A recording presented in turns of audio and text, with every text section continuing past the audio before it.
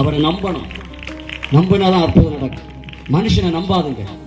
இந்த உலகத்துல நிறைய பேர் மனுஷனை நம்பி ஓடுறாங்க. மனுஷன் ஏமாத்துவான் தெரியுமா?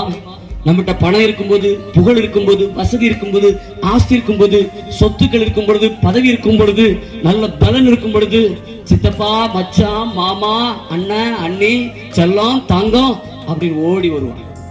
ஒண்ணும் இல்லாம நடுத்துல நின்று பாருங்க, ஒரு போன் கூட வர வருமா? அதுக்கு முன்ன பாத்தீங்கன்னா போனா ரிங்கு அடிச்சுட்டே இருக்கும். அதுக்கு ஒரு இதான் உலகம். நம்மகிட்ட இருக்கிறத யூஸ் பண்ணுவாங்க.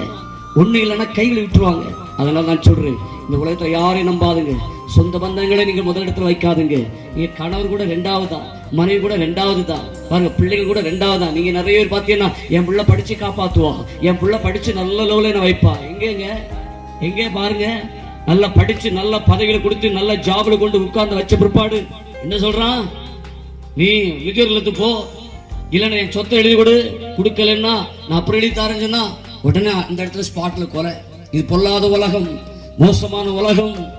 இந்த உலகத்திலே பார்த்தீங்கன்னா அந்த அன்புகளை ஏமாற்றும்.